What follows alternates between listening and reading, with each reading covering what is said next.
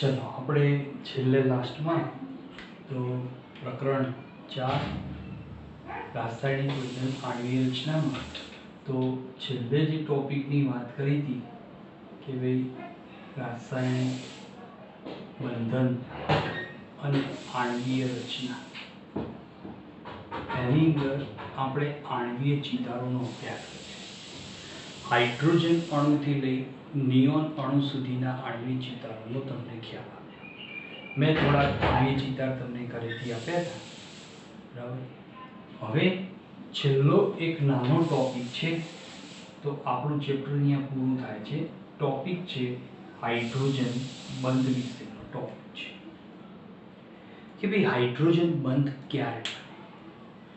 તો હાઇડ્રોજન બંધ બનવા માટે તો શું જોઈએ કે ભાઈ એવું કહેવાય કે એક જ અણુમાં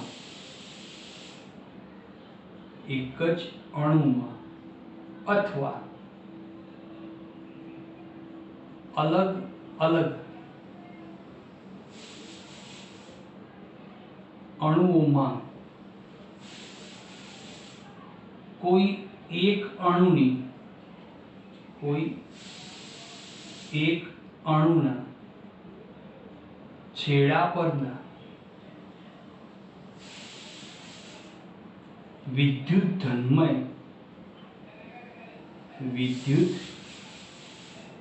ધન્મય પરમાણુ અને અન્ય અણુના મધ્યસ્થ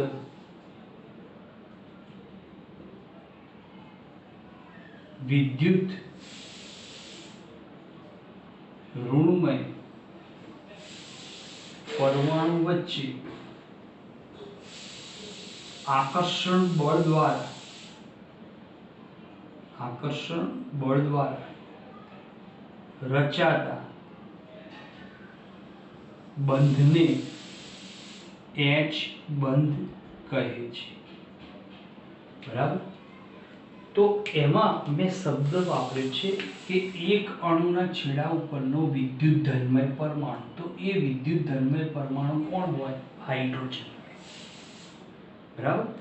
અને અન્ય અણુના મધ્યસ્થ વિદ્યુત ઋણમય પરમાણુ, એમાં આપણે ભણીએ છીએ સૌથી વધુ કયો હોય? ઓક્સિજન।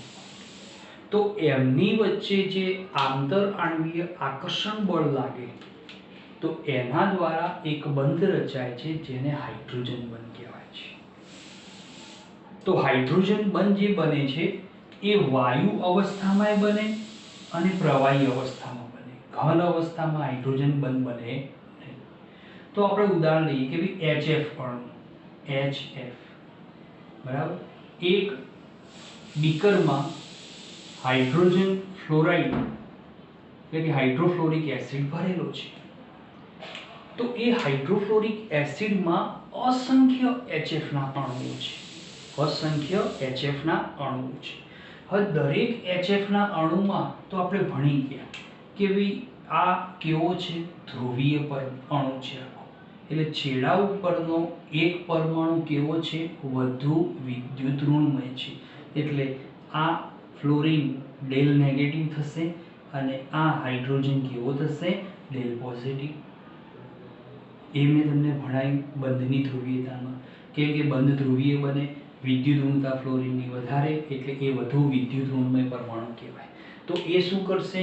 એ વધુ વિદ્યુત ઋણમય પરમાણુ એની નજીકમાં બીજો HF નો અણુ આવે તો એક અણુનો છેડા ઉપરનો વધુ વિદ્યુત ધન્મય પરમાણુ, તો એ આ વધુ વિદ્યુત ધન્મય પરમાણુ આ કેવો બનશે? ડેલ પોઝિટિવ ડેલ નેગેટિવ, બરાબર।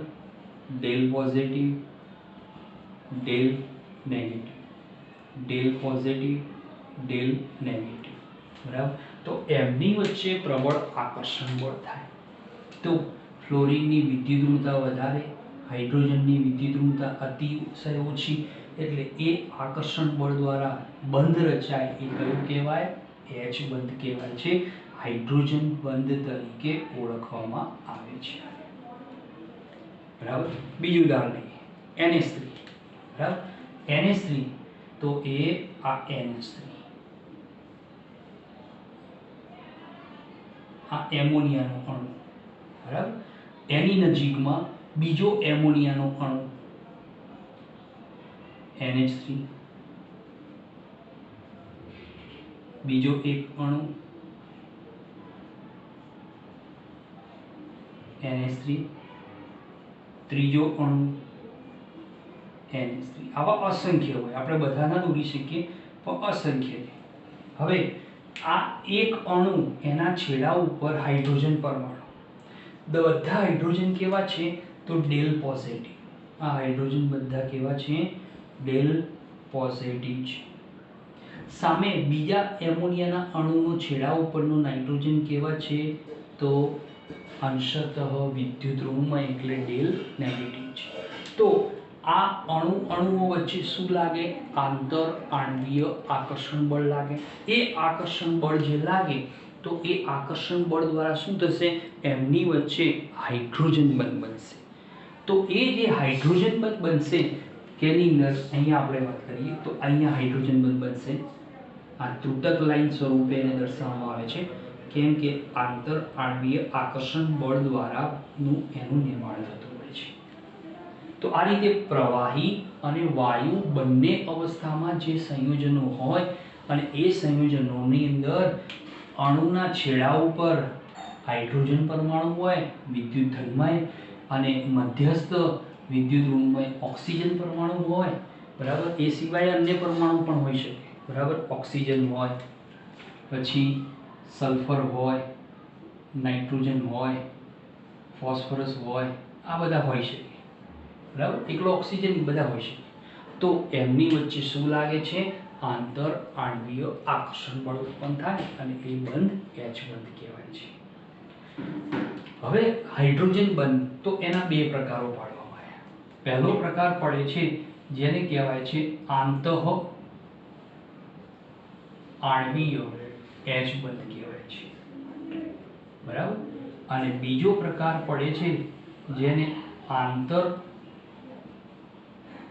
આણ્વીય H બંધ તરીકે ઓળખવામાં આવે છે.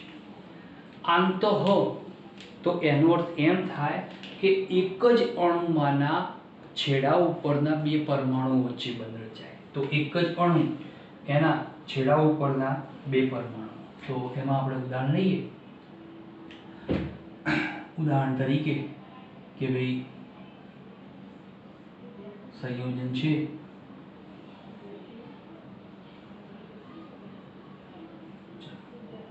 આ સંયોજન છે ઓર્થો ક્લોરોફિનોલ, બરાબર. આ અણુની અંદર તો અણુ એક જ છે, એક જ અણુ, બરાબર. એના બે પરમાણુ, તો એનો બે પરમાણુ કયો તો જો OH નો હાઇડ્રોજન અને ઓર્થો સ્થાનમાં રહેલો ક્લોરીન, એમની વચ્ચે શું લાગે? આંતરાણ્વીય આકર્ષણ બળ. કેમ કે ક્લોરીન પણ કેવો છે? વધુ વિદ્યુત ઋણમય પરમાણુ છે, વિદ્યુત ઋણતા વધારે છે, બરાબર. તો સમૂહ 15, સમૂહ 16 અને સમૂહ 17 ના તત્વોની વિદ્યુત ઋણતા વધારે છે. તો એમના કારણે હાઇડ્રોજન સાથે જે બંધ બને એ H બંધ કહેવાય. પણ આ કેવો બન્યો? એક જ અણુમાં બન્યો. એટલે એક અણુમાં જે H બંધ બને છે એને આંતઃ આણ્વીય H બંધ તરીકે ઓળખવામાં આવે છે, બરાબર.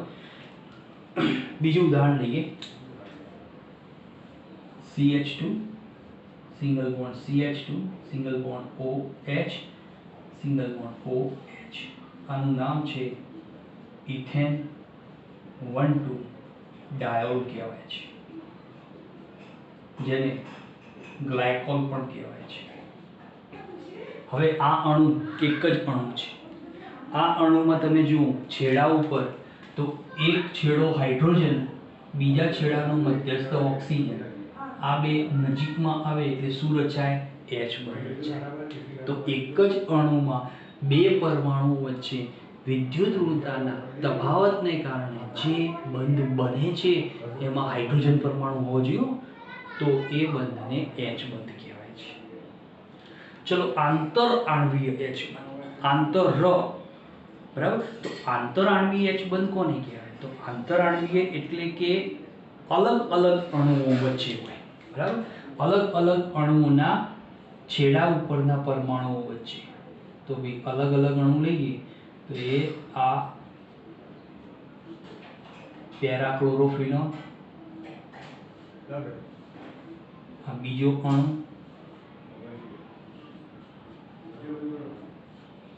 બરાબર, આ અણુ છે પેરાક્લોરોફિનોલ, બંને એક જ છે. હવે આ પેરાક્લોરોફિનોલ, હવે આમાં તમે જુઓ અણુ કેટલા થયા? 2 થયા. તો બે અલગ અલગ અણુઓના છેડા ઉપરના પરમાણુઓ વચ્ચે શું રચાય? H બંધ. તો જોઈ જો તમે H બંધ રચાશે. તો આ H બંધને આંતર આણ્વીય H બંધ કહેવાય છે. અલગ અલગ અણુઓના બે પરમાણુઓ વચ્ચે જેમની વચ્ચે વિદ્યુત ઋણતાનો શું હોય? તફાવત. તો એ બંધ આંતર આણ્વીય H બંધ કહેવાય. બીજું ઉદાહરણ લઈએ કે ભાઈ CH3OH, બરાબર. પછી એની સાથે બીજું ઉદાહરણ CH3OH. તો આ છે મિથેનોલ. અણુ કેટલા છે? 2 છે.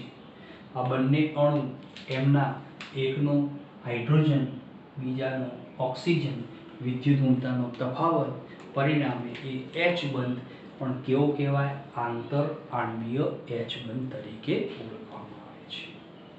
બરાબર. તો આ રીતે હાઇડ્રોજન બંધ, એના પ્રકારો, આ રીતે જે અલગ અલગ પૂરા થાય છે. હવે તો અહીંયા તમારું જે ચેપ્ટર એનો છેલ્લો ટોપિક હતો એ ચેપ્ટર તમારું પૂરું થાય છે. હવે આપણે નેક્સ્ટ તો લગભગ આપણે દ્રવ્ય અવસ્થાઓ કાં તો પછી સંતુલન ચેપ્ટરની શરૂઆત કરવાની હશે. બરાબર. તો એટલે સુધીનું ચેપ્ટર પૂરું થાય છે. આ ચેપ્ટર એની અંદર તમને બુક્સમાં આપેલા સ્વાધ્યાયના પ્રશ્નો પણ સોલ્વ કરી દેજો. બરાબર. જે PDF કોપી મેં તમને મટીરિયલ્સની મોકલાઈ છે એ પણ તમે નોંધી દેજો ખાસ. ઓકે. તો હવે નેક્સ્ટ નવા ચેપ્ટરમાં આપણે મળીશું. ત્યાં સુધી